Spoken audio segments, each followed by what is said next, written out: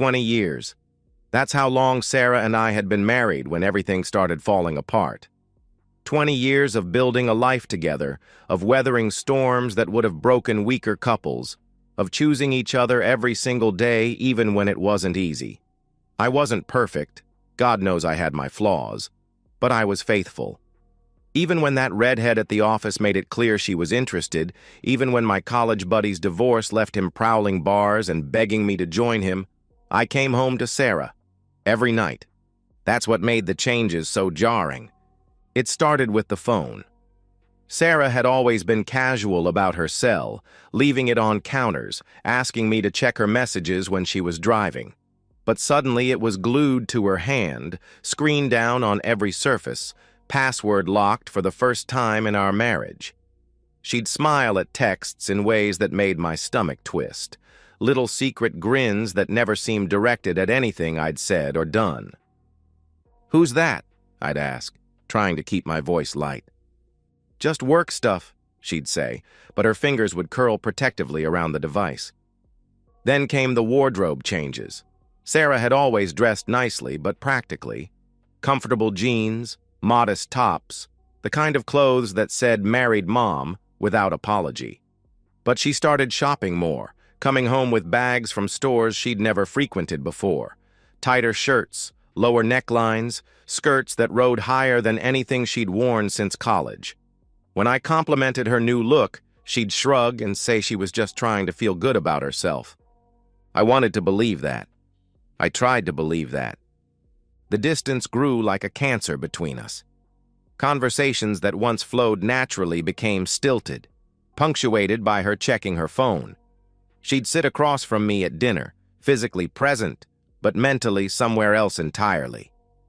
In bed, she went through the motions with mechanical efficiency, her mind clearly elsewhere. When I tried to talk to her about it, she accused me of being clingy and insecure. "You're being paranoid, Michael," she'd say, that edge creeping into her voice that I'd rarely heard before. "Can't a woman make some changes without her husband turning into a detective?" But I wasn't being paranoid. The evidence was everywhere once I started looking for it. She'd developed new interests, a sudden passion for hiking that required her to be gone every Saturday morning.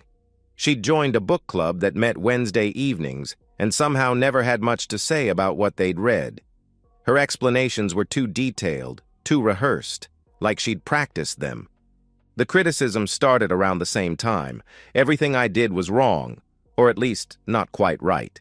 The way I loaded the dishwasher, how I handled conversations with the kids, my choice of restaurants, movies, even the way I breathed when I slept.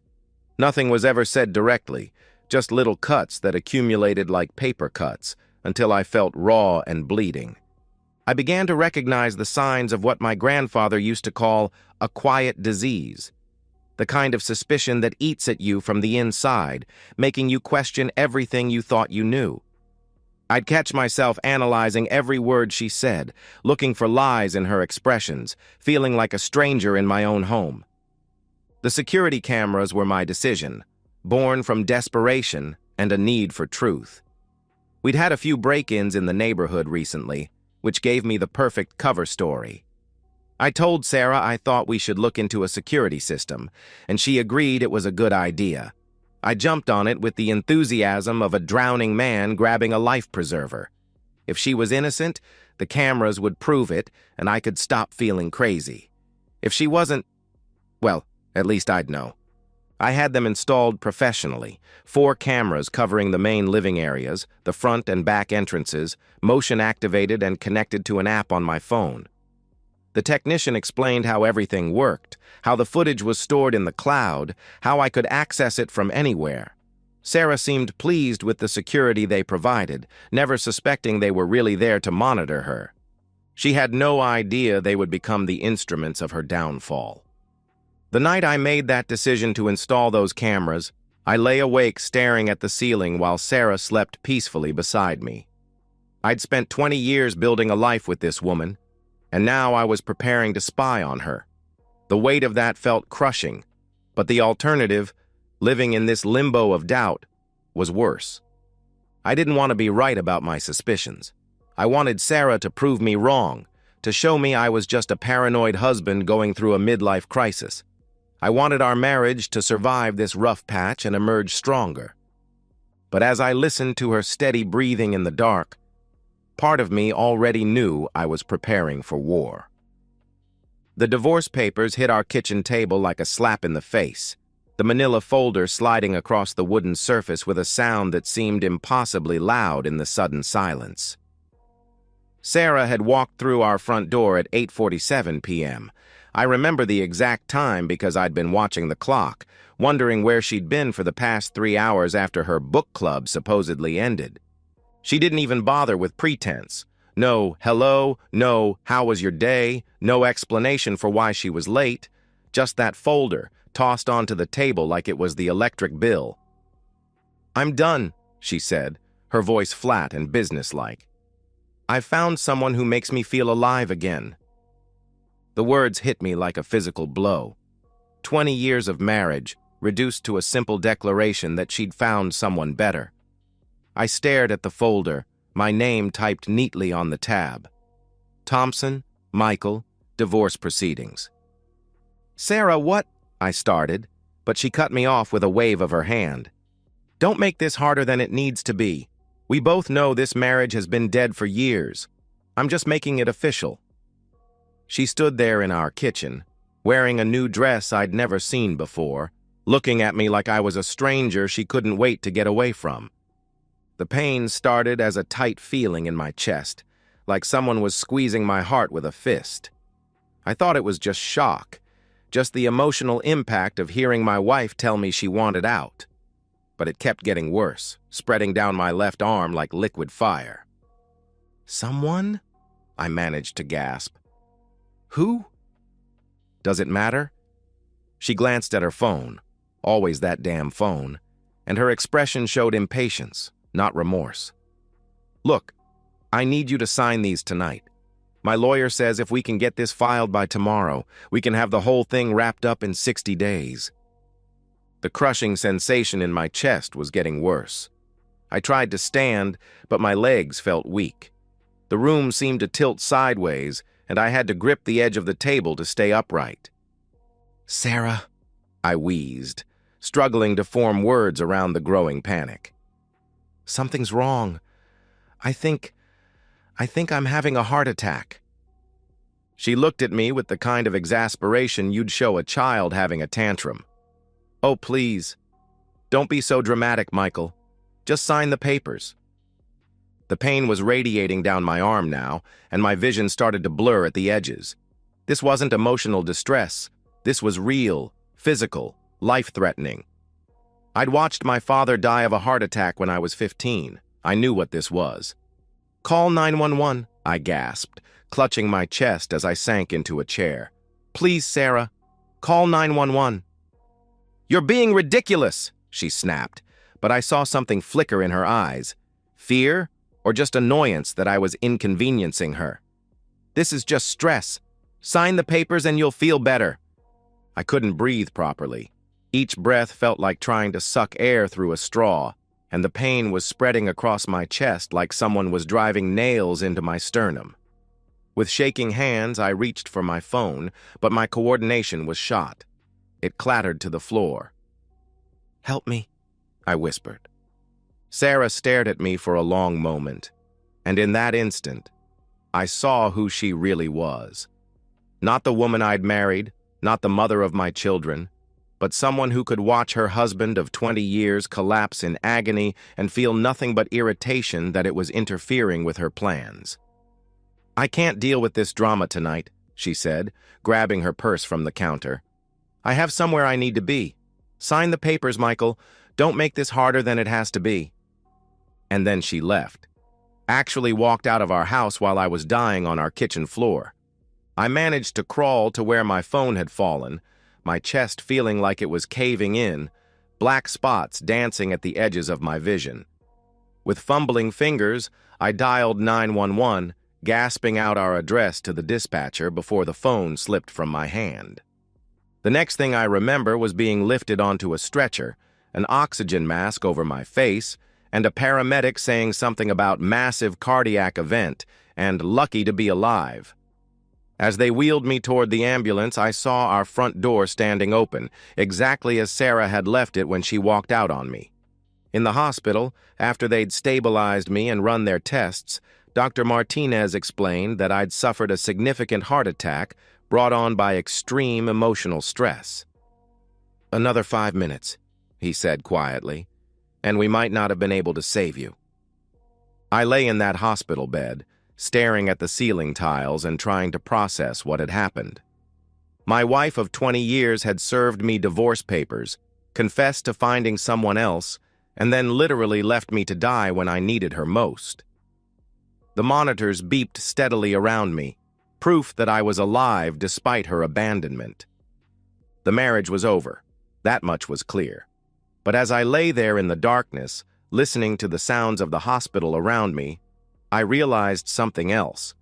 Sarah had made a mistake, a fatal, irreversible mistake that would define everything that came next.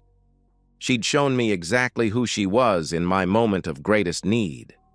And now I knew exactly what kind of person I was dealing with. My son David arrived at the hospital first, still wearing his work uniform from the construction site, paint splattered on his jeans and concern etched deep in his face. My daughter Lisa came 20 minutes later, having driven straight from her apartment across town. They both looked scared. The kind of fear that comes from getting a call that says, "Dad's in the hospital." "Where's Mom?" Lisa asked, looking around the sterile room as if Sarah might be hiding behind the curtains. I'd been dreading this question for the past 6 hours, lying in that hospital bed and trying to figure out how to explain to my children that their mother had walked out on me while I was having a heart attack. How do you destroy someone's image of their parent without destroying them in the process? "She's not coming," I said finally. David frowned. "What do you mean she's not coming? Did she even know you were here?" "She knows." I closed my eyes, feeling the weight of what I was about to tell them. She was there when it happened. The silence that followed was deafening.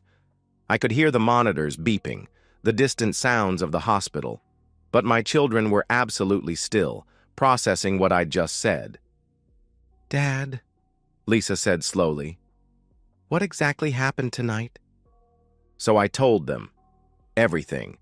About the divorce papers hitting the table, about Sarah's cold announcement that she'd found someone else, about collapsing with chest pains while she stood there checking her phone, about begging her to call 911 and having her tell me I was being dramatic, about her walking out while I was dying on our kitchen floor. "That's not," David started, then stopped. "Mom wouldn't do that. She wouldn't just leave you." "She wouldn't abandon her own husband," Lisa added, but her voice lacked conviction. I understood their disbelief. This was their mother, the woman who'd bandaged their scraped knees and stayed up all night when they had fever, the woman who'd taught them that family meant everything, that you never gave up on the people you loved. "David," I said quietly, "I installed security cameras a month ago. The footage from tonight, it's all there." My son stared at me for a long moment, then pulled out his phone. "Give me the login information." I watched him access the app, watched his face change as he scrolled through the timeline to 8:47 p.m. He didn't say anything, just handed Lisa the phone and walked to the window, his hands clenched into fists. Lisa's face went white as she watched the footage. I couldn't see the screen, but I knew what she was seeing. Her mother tossing divorce papers on the table like trash, telling her father she'd found someone better, and then walking away while he collapsed in agony. "Oh my God," she whispered. "Oh my God, Dad, she really—" The door opened, and Sarah walked in carrying a bouquet of flowers and wearing an expression of practiced concern. She must have learned I was in the hospital from someone. Probably called our house and gotten the message from whoever had found the front door standing open. "Michael, sweetheart," she said, rushing to my bedside with a performance worthy of an Oscar. "I came as soon as I heard. Are you okay?" "What happened?"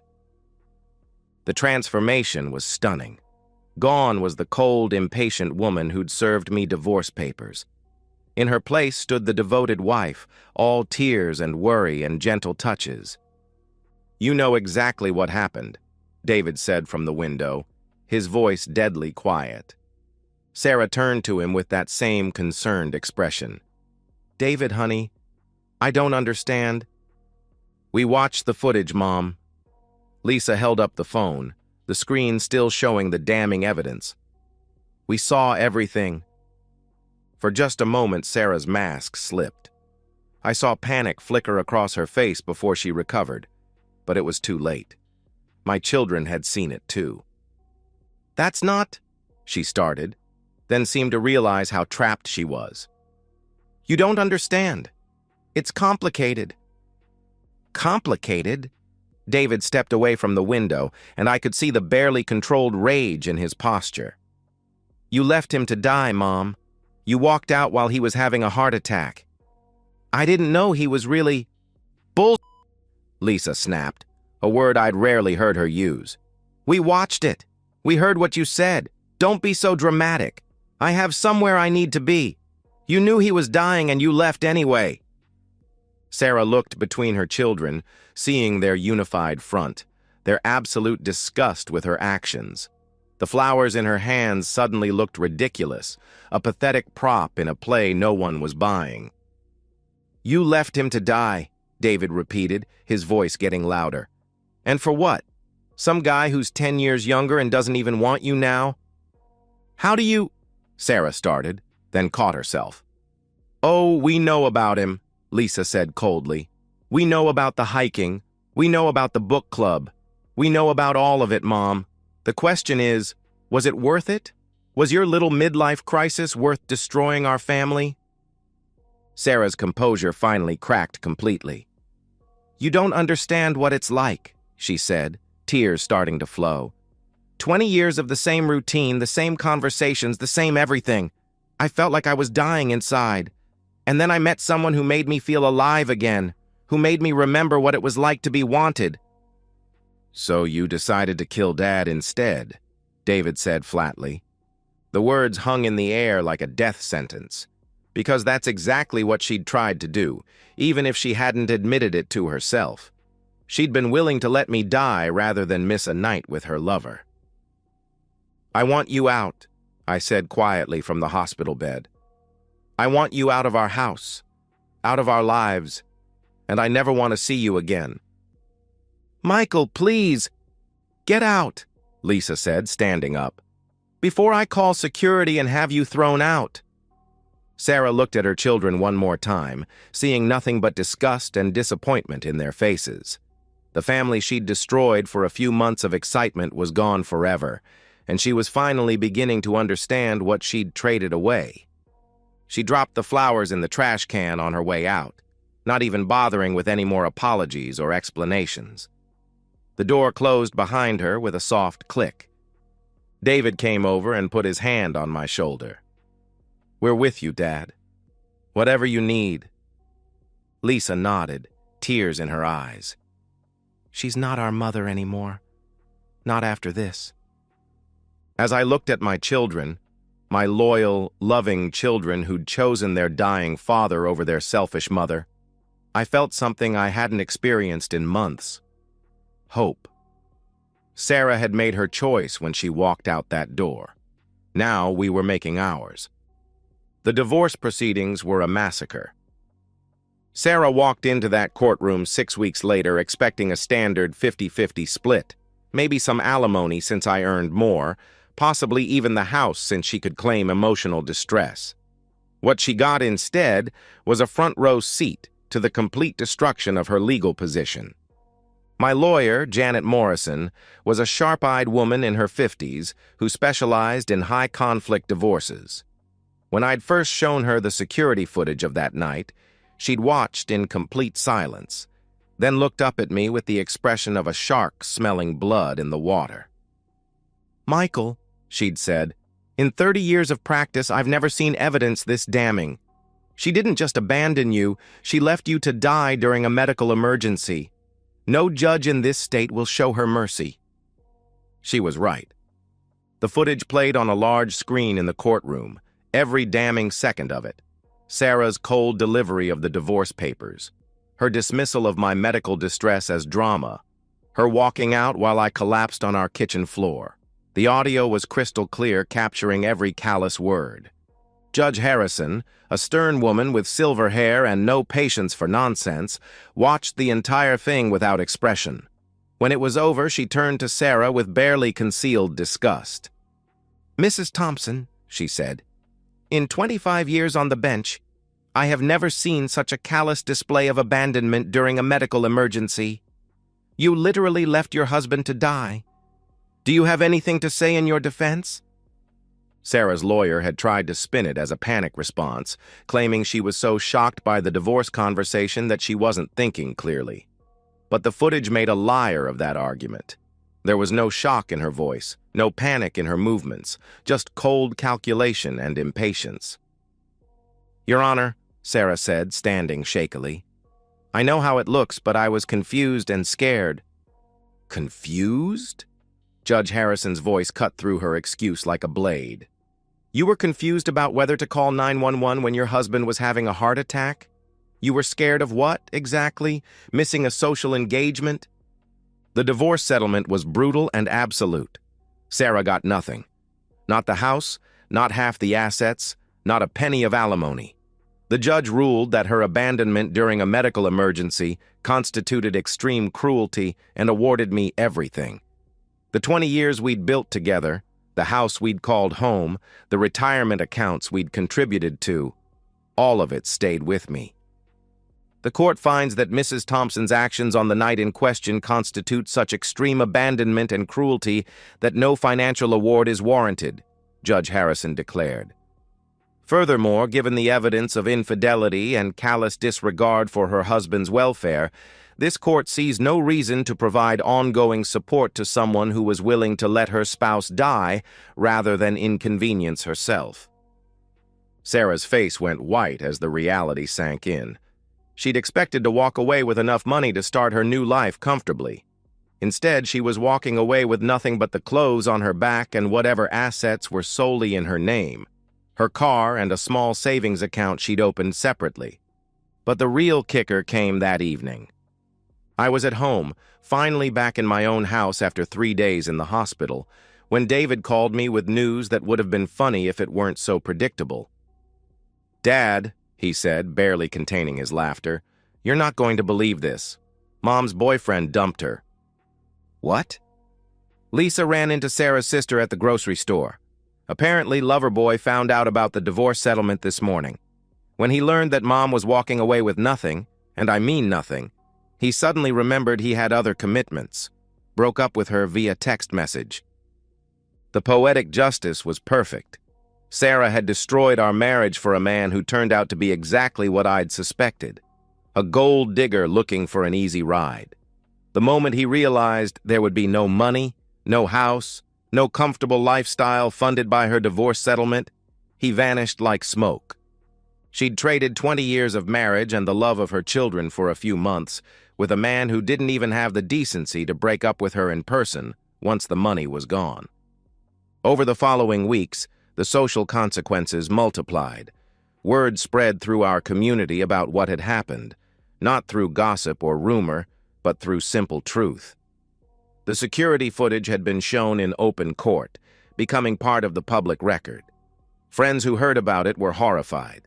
Neighbors who'd known us for years stopped speaking to Sarah entirely. Her own sister called to tell me she was ashamed of what Sarah had done.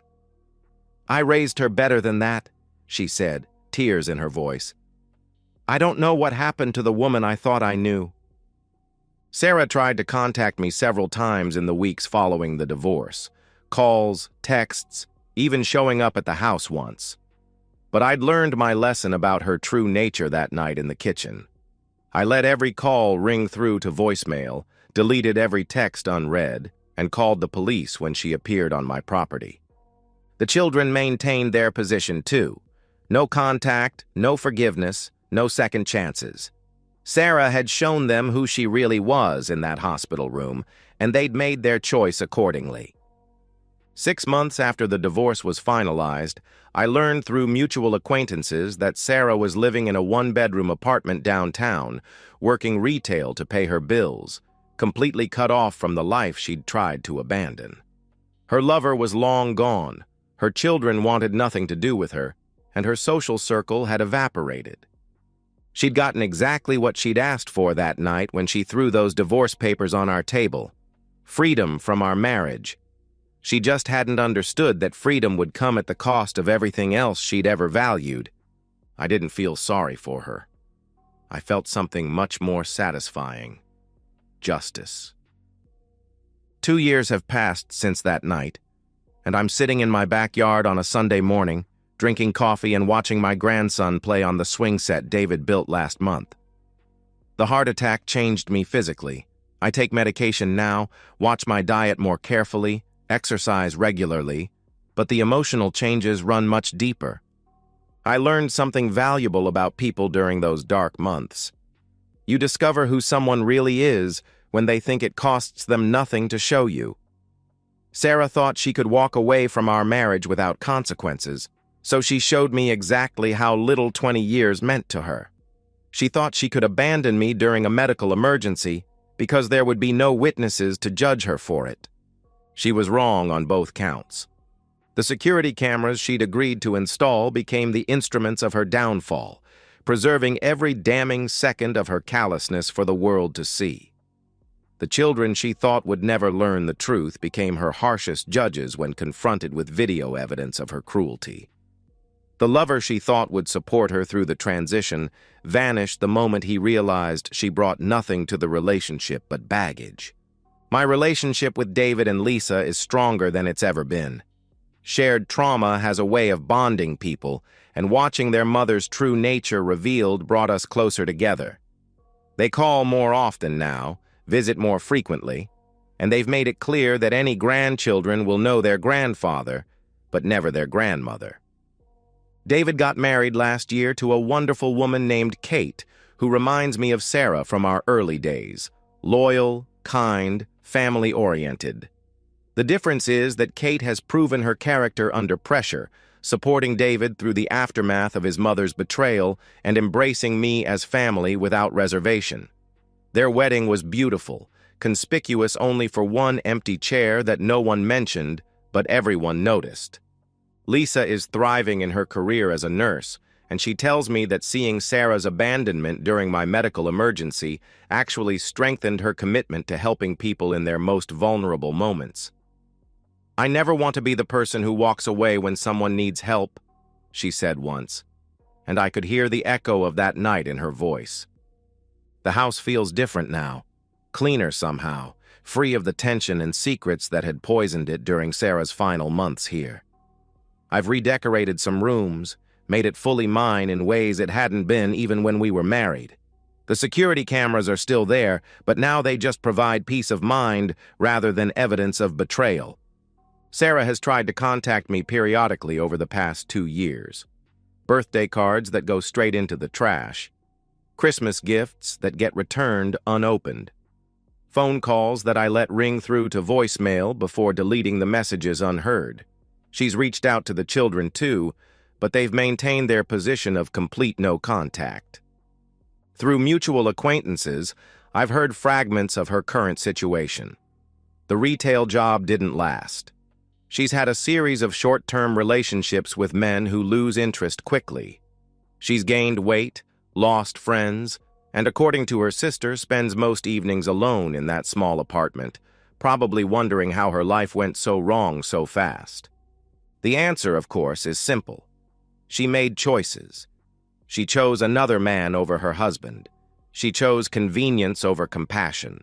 She chose temporary excitement over permanent family bonds. And when those choices led to consequences, she chose to blame everyone but herself. I didn't destroy Sarah's life. She did that herself the night she walked out while I was dying on our kitchen floor. I simply refused to protect her from the natural consequences of her actions and allowed the truth to speak for itself. Sometimes people ask me if I feel guilty about how completely her life fell apart. The answer is no. I feel something much more valuable. peace. I learned that the best revenge isn't actively destroying someone who betrayed you.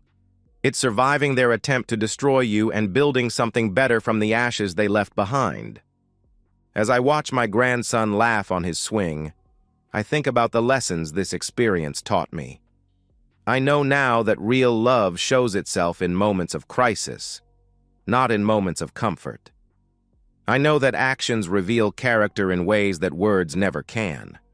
And I know that sometimes the most important thing you can do is simply refuse to enable someone's worst behavior, even when that someone is the person you once thought you'd love forever. The sun is warm on my face, my coffee is perfect, and in a few hours, my children will join me for Sunday dinner in the house that Sarah tried to take from me. It's a good life. Not the one I planned, but the one I built from the ruins of the one she destroyed. And that's enough. More than enough. And so, we've reached the end of today's story. Was it what you expected, or did it take a twist you didn't see coming? I'm curious to hear your thoughts. Share them in the comments below, and let's get a conversation going. If this story kept you hooked, make sure to hit that like button. And if you're new here or just haven't subscribed yet, now's the perfect time to join our community. I bring you fresh, captivating stories every day, so click that subscribe button and turn on notifications so you never miss out. Thanks for watching, and I'll see you in the next one.